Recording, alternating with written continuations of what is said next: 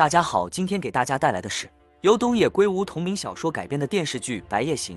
亮司是女孩的好友，因为意外亲手杀害了自己的父亲。他知道母亲与自己家当铺雇的人在家里偷情，所以放学后会静静地等在门外。当佣人走后，母亲仍然装作贤惠的模样，贴心地为丈夫儿子准备好晚饭。表面上一家人和谐恩爱，亮司早已看透一切，但也无可奈何。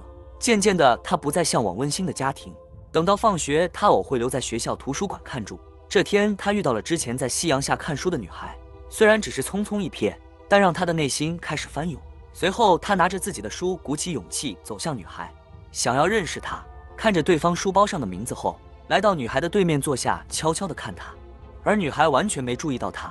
女孩看完书准备离开，亮司一路跟在她的身后，说想要认识她。为了找话题，他询问雪穗昨天在那里干什么。被问得不耐烦的雪穗这才转身回答他，说自己在找一种漂亮的莲花。亮司当真了，回到家便查找了许多关于莲花的书籍，而雪穗这边也回到了家。推开门，看见玄关处的一双皮鞋后变了脸色，抬头又看见了桌子上自己喜欢的蛋糕。雪穗瞬间明白那个坏男人又来了，他想要逃走，却是被母亲死死抓住。在母亲再三请求下，雪穗最终还是低下了头，之后就被母亲带到了一处黑暗的房间。穿着黑色皮鞋的男人走进房间，这一夜雪穗经历了什么，只有男人母亲和他知道。第二天，雪穗回家时路过河边，被亮司叫住，随着他手指方向看去，没想到河中居然真的出现了一朵洁白如玉的莲花。即使雪穗知道这是用纸做的，依旧被她的漂亮所惊艳。经过这个契机，亮司和雪穗走在了一起。两人尽力地找着共同点，而亮司的热情也逐渐打动了雪穗冰冷无比的心。亮司手艺人送给雪穗的纸雪花，让她露出了天使般的笑容。之后，两人经常在图书馆见面，一起看书，一起剪纸花，每天都过得很开心。而一种名为爱情的嫩芽，也在亮司的心底悄然发芽。路上看见一对手牵手、白头偕老的老夫妻，两人都是一脸的羡慕。亮司的小手更是无处安放，他想牵起雪穗的手，但始终没有勇气。雪穗看出了他的局促，大胆地牵住了亮司的手，这又让亮司有些不知所措，紧张的满手都是汗水不说，还如犯了错误的弟弟一样，唯唯诺诺地落后了一步。两人携手漫步，一切都是那么的美好，直到一个男人迎面走来，而雪穗看见男人的瞬间，却是慌乱地低下了头，入眼又是一双熟悉的皮鞋。在得知男人是亮司的父亲后，雪穗更是不愿多待，落荒而逃。回到家，父亲告诉亮司，雪穗的母亲是店里的客人，但却是欠钱不还。言里言外都是让亮司不要再跟雪穗来往。亮司对父亲的做法感到不解，大人的事情为什么牵连到孩子？更让他难受的是，之后的日子雪穗再也没有出现过，无论是河边还是图书馆，都没有雪穗的身影。图书馆的管理员还在调侃他是不是已经被雪穗给甩了。他甚至还来到了雪穗的学校堵门，但雪穗看见他后却是拔腿就跑。亮司急忙追上后，询问对方自己是不是做错了什么。雪穗沉默不语，但当亮司提到他的父亲时，雪穗爆发了，呵斥亮司恶心后哭着跑开了。但回到家后，却又是看见了那如梦魇般的蛋糕。晚上下起了大雨，亮司收拾好家伙往家赶，却是无意间看见雪穗被他妈妈带进了他经常玩耍的废弃大楼。感到疑惑的亮司紧跟其后，房门紧锁，亮司只能爬通风管道，却是不料让他看见了终身难忘的一面。自己的父亲竟然做出了这等禽兽之事，释放自己受欲的司霸，并不知道这一切都落入了自己儿子眼中。但在看见亮司后，也只惊慌了一瞬，便开口解释。然而冲昏头脑的亮司并不相信他的话。亮司脑中闪过雪穗甜美的女孩，再看见对面披着衣服瑟瑟发抖的雪穗，再也控制不住自己的情绪，掏出自己随身携带的剪纸，剪刀冲了上去，白刀子进红刀子处，刀掉了自己的父亲。事后亮司神情呆滞地坐在地上，他被刚才发生的一切吓傻，脑子里如浆糊一般，不晓得如何是好。这时候雪穗表现的却是异常的冷静，因为在他心里，这个人渣早已经被他杀了千遍万遍。就在亮司慌乱之际，雪穗却是拿走了他手中的剪刀。为了保护亮司，雪穗选择承担了这一切。在这之后，两人用重物挡住门，从通风管道逃了出去。临走前，雪穗跟亮司做了一个约定，那就是在外面，两人一定要装作相互不认识，也不要主动联系他。有啥事，雪穗会联系亮司。雪穗的这个约定让亮司很是不解，但是当下也没有多余时间思考，他只想赶紧离开这个地方。很快，警方就发现了司大的尸体。由于现场并没有发现任何的打斗痕迹，所以警方初步认定为自杀。但老警察润三一眼就看出了不对劲，自杀为什么会选在这种烂尾楼里面？就在这时，司妈赶过来认尸，察觉到不对劲的润三便跟着司妈一起回到了家里。伙计松浦表示，店里是做当铺生意的，隔三差五也会遇到奇怪的客人，有被客人报复的可能性。于是警察便要求顾木最近的客户名单。就在这时，润三注意到了偷听的亮司，随即便找上亮司谈话，但只知道亮司是个手艺人，擅长剪纸画，除此之外没有得到其他有用的线索。但警方也不是吃素的，很快就调查出案发当日司爸曾到银行取过款。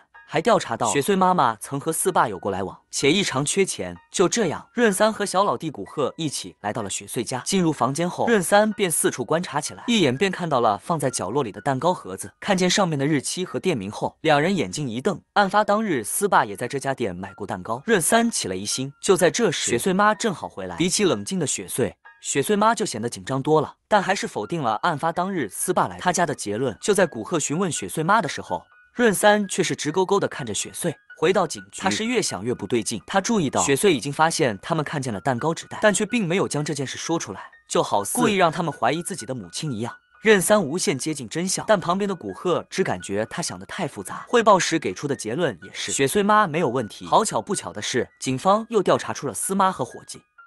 于是乎，一个出轨狗男女杀害原配丈母谋财的剧本又被他们给描绘了出来。第二天，警方便对司妈、松浦以及亮司进行了审问。亮司表示，案发当时自己正在和司妈叛辩时，还把节目的内容全都清楚地说了出来。古贺赞叹亮司记忆力真好，而亮司的回答却是因为那天让他终生难忘。但他不知道的是，在他回答期间，润三一直都在盯着他看，那目光似要看穿一切。回到警局的润三又无限接近真相，表示节目内容在杂志上有介绍，就算是他这种老骨头也能记得清清楚楚。但古贺就是认为他在故意唱反调。就在这时，又有了新的调查结果。警方发现，在案发3天后，雪穗妈曾到银行还了240万的欠款，而司爸在出事前也取走了200万，说明两人在案发前一定有所联系。但雪穗妈明天才会来警局。无奈润三只能独自回到了案发现场，重新分析案情。他无意间看到了通风管道，这里只有小孩子才能通过，而且尸体在被发现前，这间房间的门口被堆满了建筑材料，就好似故意挡住隐藏尸体一样。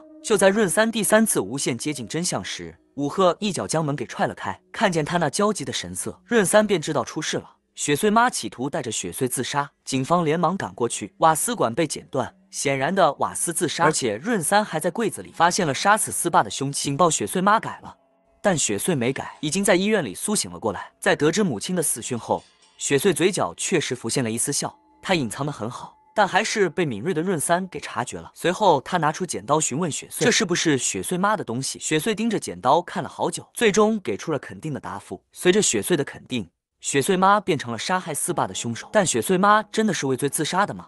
显然不是。雪穗对母亲的仇恨也不是一星半点。这天终于让她找准了机会，母亲喝得酩酊大醉，雪穗拿出剪刀按上了母亲的指纹，随后在亲切的递上醒酒药，谎称是隔壁老王送的。但醉酒的母亲一句话却是让雪穗傻眼了。母亲说自己已经知道是雪穗杀的人，但她不会将这件事说出去。听到这句话的雪穗哭了，将心中的痛楚全都宣泄了出来。而且现在的她已经无法收手，最终还是剪掉的瓦斯管杀掉了自己的母亲。就这样，雪穗妈成为了司爸案的凶手，畏罪自杀，而雪穗也成为了杀人凶手的女儿。在学校里，同学们开始疏远他，大街上的人也对他指指点点，这里显然已经没有他的容身之地。另一边，失魂落魄的亮司回到家，正好听见案件爆破，雪穗妈带着雪穗一起自杀的消息。亮司瞬间就明白了，是雪穗策划了这一切，也明白了当时那个奇怪约定的含义。他发疯似的跑到了雪穗家，而此时的雪穗家已经是人去楼空了。此时的雪穗来到了警局，以是母亲和父亲的遗物为由，拿回了亮司的剪刀。在雪穗离开之际，润三看着他的背影，说了这么一句话：无身之杀人者心，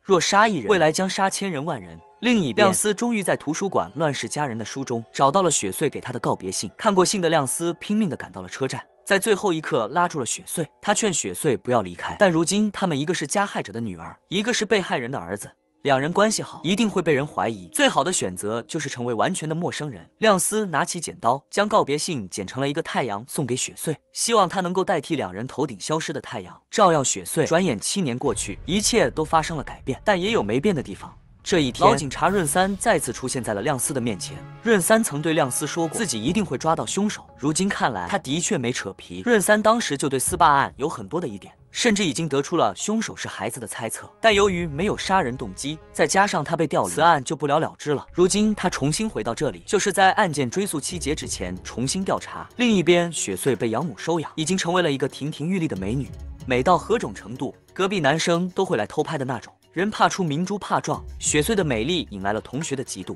将雪穗杀人女儿的身份给抖露了出来。同学们开始下意识地疏远她，唯一相信她的人便是雪穗的闺蜜江丽子。另一边，亮司也遇到了麻烦。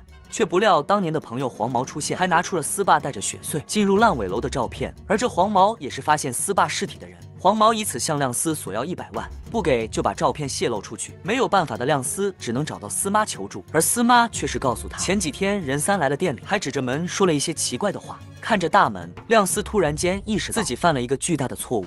为了避免司霸的尸体被立即发现，他用重物挡住了大门，但这样就会让警察怀疑凶手是从通风管道逃走。然而那个通风管道大人是没办法逃走。想到这一点的亮司慌如老狗，再加上黄毛手中还有司霸带着血罪进入烂尾楼的照片，若是润三找到黄毛质问或是看见这张照片，那他们以前的努力就全都白费。于是乎，在第二天，亮司便潜入黄毛家中，打算偷走照片。然而将黄毛的家翻了一个底朝天，都没有找到一张照片。不仅如此，他就连垃圾桶也没有放过。就在这时，润三找到了黄毛。润三翻阅卷宗时，知道黄毛是第一目击人，今天来就是问话。躲在角落里的亮司慌得一，本以为黄毛会透露什么，却不料对方的回答竟然是完全不记得。润三失望而归，而躲在角落的亮司也松了一口气，但这并没有让他彻底放心。亮司来到跟雪穗第一次见面的小河边，掏出剪刀，产生了一个可怕的想法，只能干掉对方了呀。就在这时，天空下起了雨，亮司也回想起了跟雪穗在一起时的种种回忆，这让他对雪穗的思念更加强烈。为使神差下来到了车站，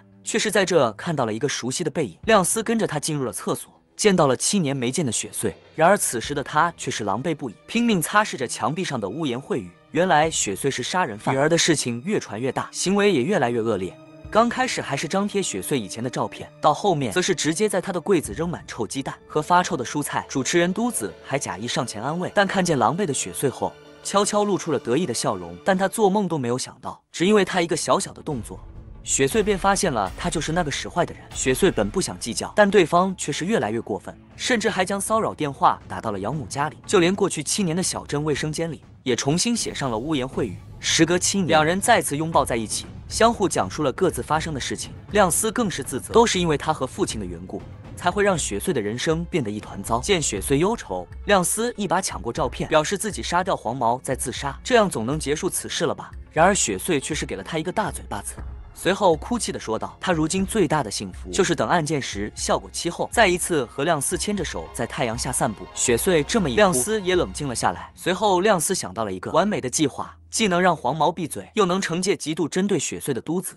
雪穗回到学校后，在都子鞋柜里塞了一封信。都子拿到信，当看见是自己男神约自己出去时，整个人都飘了。殊不知这一切都是雪穗的诡计。另一边，亮司悄咪咪拿走黄毛的帽子，好贴心的给了他一张电影票，让他去看电影。随后带着帽子等在都子的必经之路上，等都子来了后路走对方。另一边，雪穗和闺蜜江丽子一起回家，恰好路过此地，又恰好看见地上的女士制服，最后就是被扒光的衣服、捆成麻花的都子。警方很快介入，雪穗将矛头转到经常到雪穗学校偷拍的秋吉身上，而这秋吉呢，又恰好是黄毛的小跟班，自然认了黄毛的帽子。于是乎，黄毛就被当成了凶手。由于那时候的他正一个人在电影院看电影，却不能当作不在场证明，没有办法，他只能将照片底片交给亚斯，让亮司给他做不在场证明。如此一来，便一箭双雕，既惩罚了使坏的都子，也销毁了照片的底片。当亮司销毁照片后，却是突然间意识到自己做坏事总是格外的顺利，在不知不觉间，自己已经走上了和父亲一样的犯罪道路，这让他更加崩溃，不想让自己活成父亲的模样，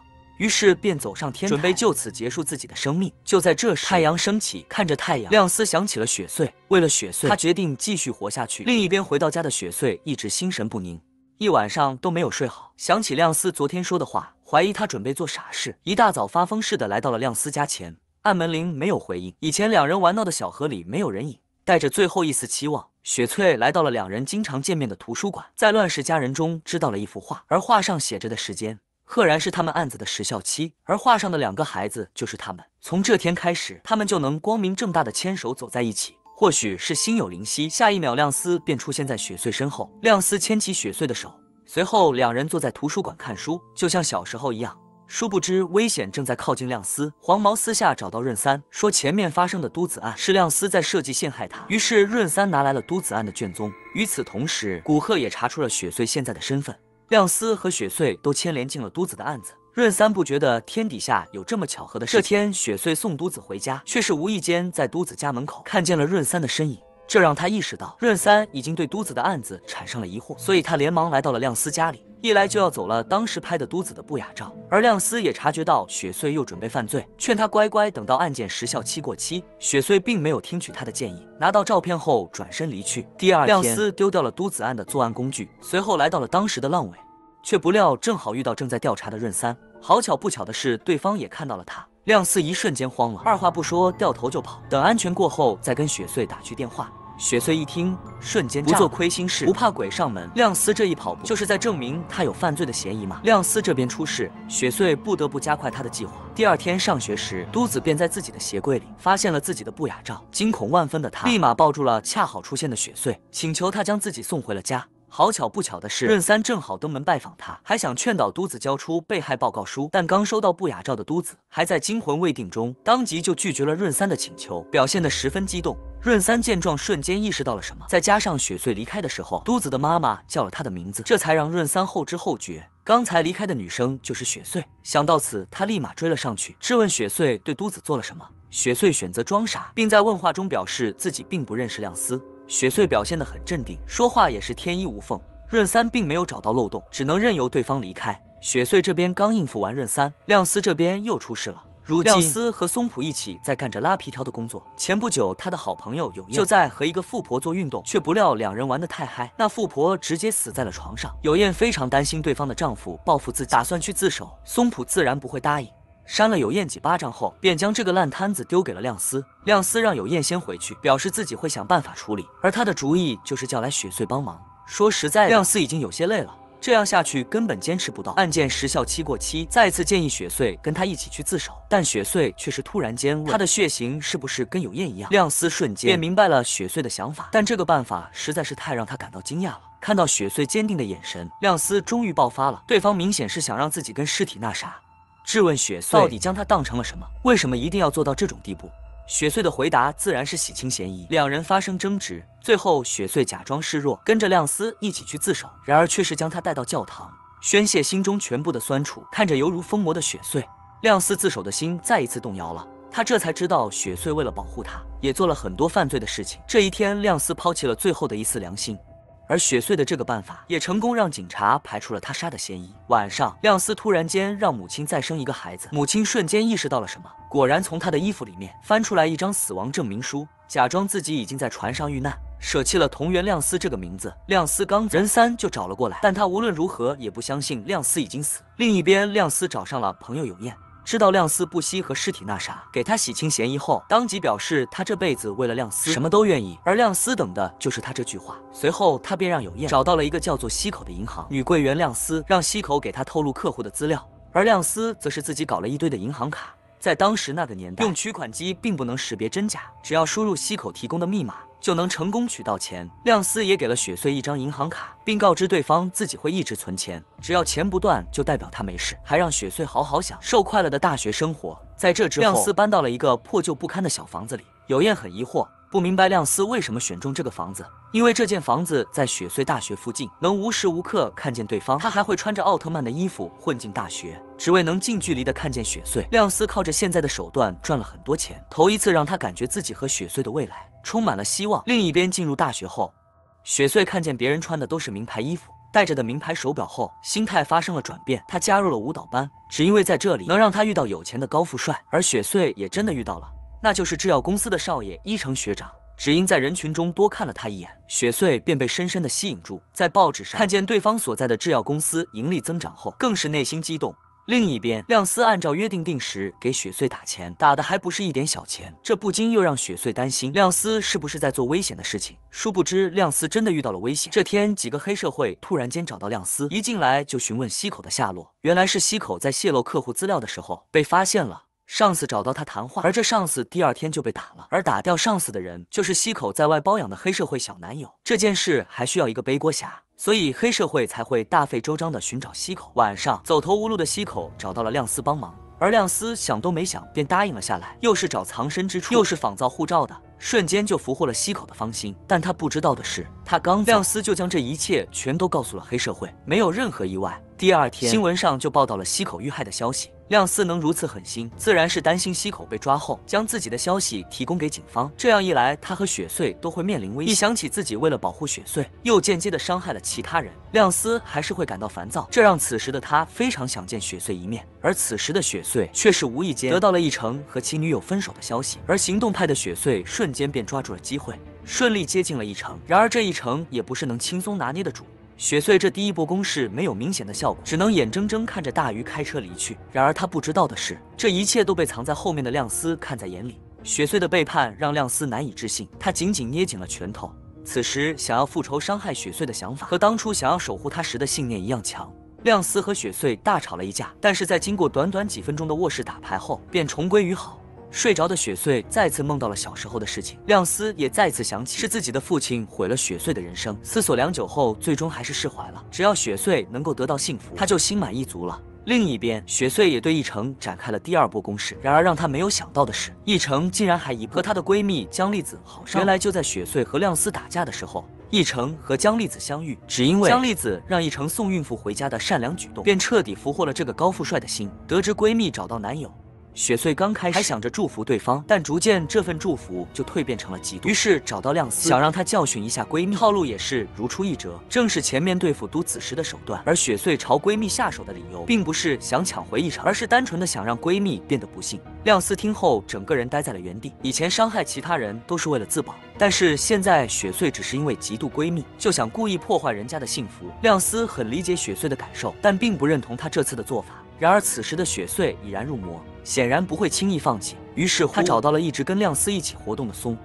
然后用松浦的手机给亮司打去电话，其目的就是让亮司知道自己准备和松浦合作，而这代价自然就是他的身体。亮司听到后立马赶过来，正好看见雪穗和松浦进入一个房间，而雪穗看见赶来的亮司后，嘴角浮现出了得逞的笑容。亮司很不解，不明白雪穗为什么会不惜做到这种地步。然而雪穗却并没有回答他，而是跟着松浦一起走进了房间。没过多久，松浦便出来了，并告诉亮司，雪穗从中途就开始一直哭，以至于他啥也干不了。亮司走进房间，雪穗却是递给他一个信封，里面竟然是当初司霸拍的照片。看见照片的瞬间，亮司便瘫倒在地，而雪穗则是再次倾诉自己的酸楚，谎称是松浦拿着这东西威胁自己。然而实际情况却是，松浦只想搞点钱，却被雪穗利用计划了这一切，为的就是刺激亮司。既然让对方答应自己的请求，亮司果然上跑，答应雪穗让她教训闺蜜的请求。晚上在路上绑走江丽子，然后拍下大家伙都不爱看的照片，还将这照片送到了宜城手里。宜城打算报警，但却是被雪穗给拿了下来，表示江丽子和其家人不希望报警。这边雪穗和亮司再次犯罪，而另一边润三也在一直追着两人不放，就连小老弟古贺也开始介入其中，拿着润三的笔记找到司妈对峙。但无论他怎么询问，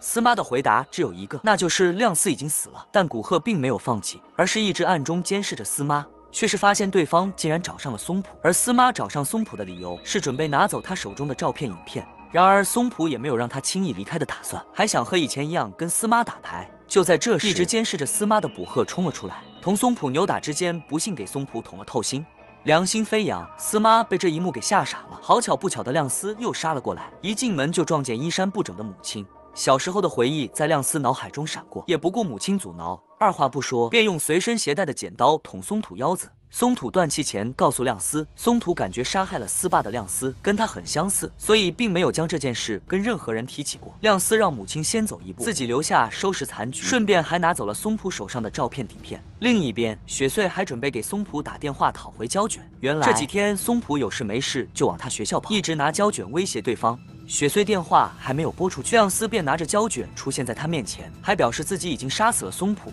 得知松浦死后，雪穗竟然笑了起来。原来雪穗也有了杀掉松浦一劳永逸的想法，所以在出门时就藏了一把剪刀在包里。如今松浦死掉，雪穗便将这一切都揽在自己身上，就如小时候一样，她将松浦的尸体运回养母家，随后埋在了院子里面。另一边，古贺的死也彻底刺激到了润三，而他也调查到了最近雪穗和松浦有电话来往，便将他请到了警局谈话。面对润三的询问，雪穗一点都不慌，将一切责任都推给了死去的松浦，一口咬定松浦拿她是杀人犯的女儿，这是威胁她。雪穗的话没有任何破绽，再加上她哭得梨花带雨的，直接就给润三给干沉默了。看见这一幕的雪穗再一次露出了得逞的笑容，而看见这个笑容的润三则是回想起了雪穗母亲死后，他也露出了笑。笑，一个没忍住，直接扇了雪穗一个大嘴巴。他知道这一切都是雪穗在演戏，但却是没有任何可以指认他的证据。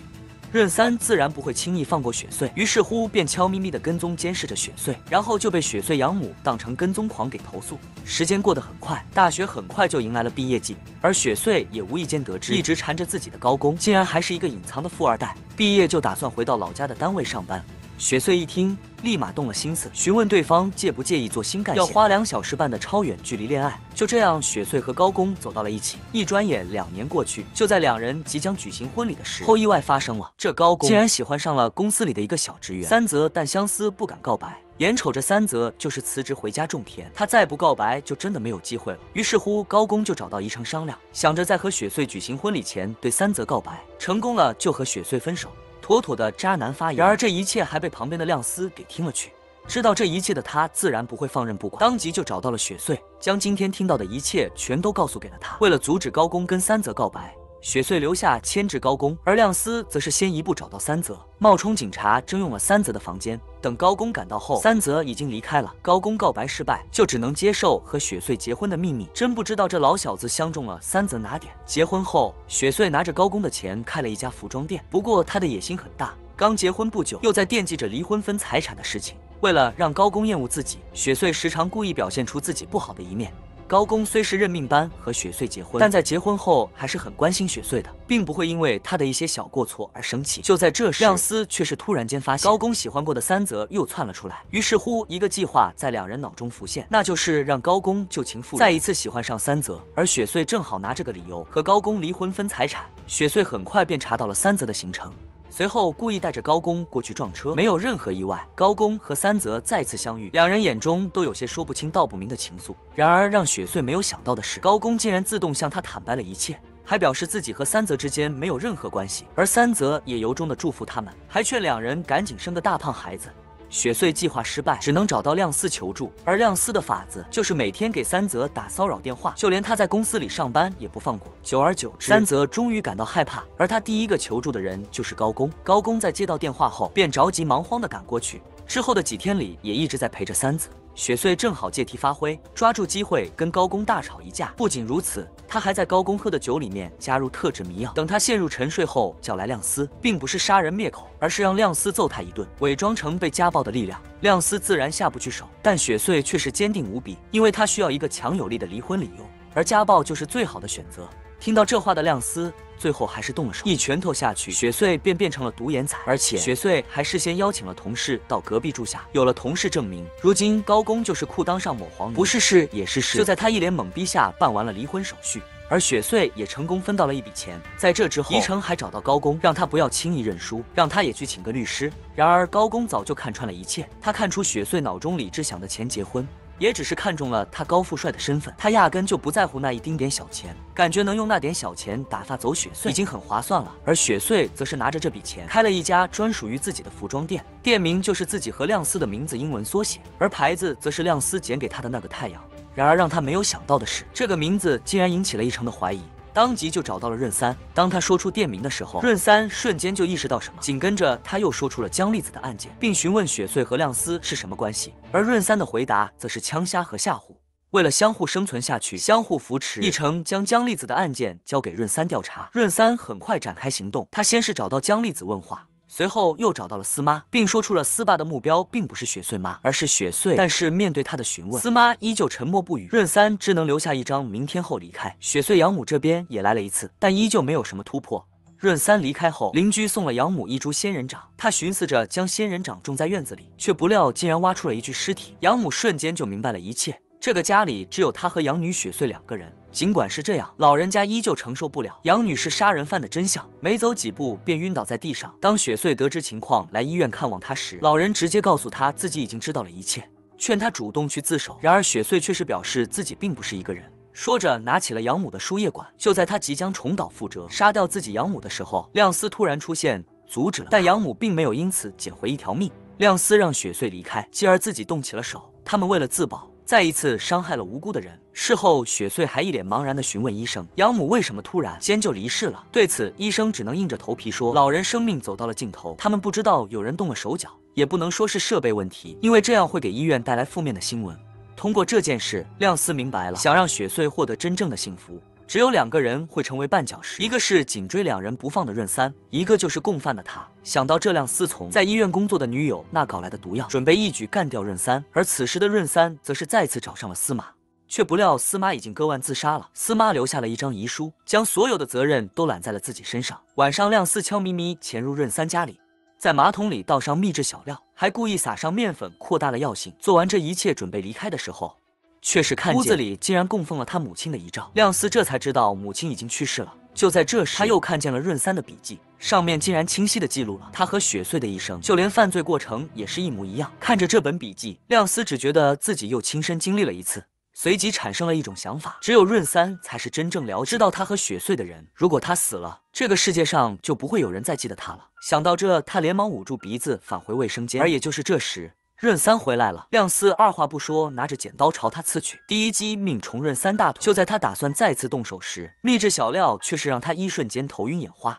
甩下一句不要进入卫生间后仓皇而逃。另一边，雪穗已经开了自己的第2家服装店，地址就选在2人老家。就在这期间，刘岩突然间找到了润三，将他和亮司用银行卡搞钱的事情全都说了出来。就此，亮司彻底曝光，新闻上也出现了他的报道。而润三则是来到了雪穗新开的服装店，一个工作人员不小心打烂了一个花盆，工作人员显得很紧张，说这是老板从家里搬来的仙人掌，爱惜的紧。而润三却是从这花盆的土壤中发现了花点，竟然翻出了一片墨镜的碎片。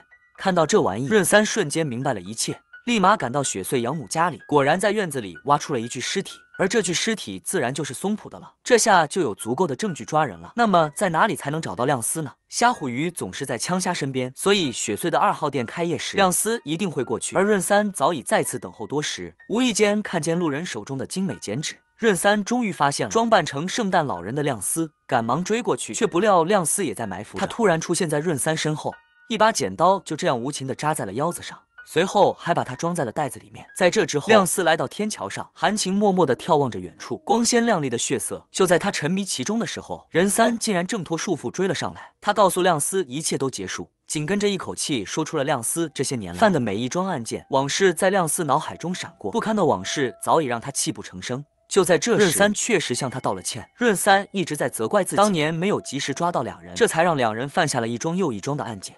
说着，润三一步步靠近亮司，想给这个在黑暗中的少年一个温暖的怀抱。然而亮司却是手一拉，让润三手中的剪刀刺中了自己，然后颤巍巍地爬上栏杆，没有任何犹豫，从天桥上跳了下去，用自己的重量给予自己致命一击。雪穗也看见了跳桥的亮司，他不敢相信自己所看见的一切，想上前但却不肯。亮司拼命地伸出手指向前方，雪穗瞬间就明白了亮司所表达的意思，他强忍着伤痛转身离去，背影犹如白色的影子，他一次都没有回头。在这之后，雪穗也被警察叫了去，而雪穗也将一切责任都推到了亮司头上。这是亮司用生命给他准备的后路，牺牲自己换来了雪穗的幸福，但也是从此刻开始，雪穗失去了他唯一的太阳。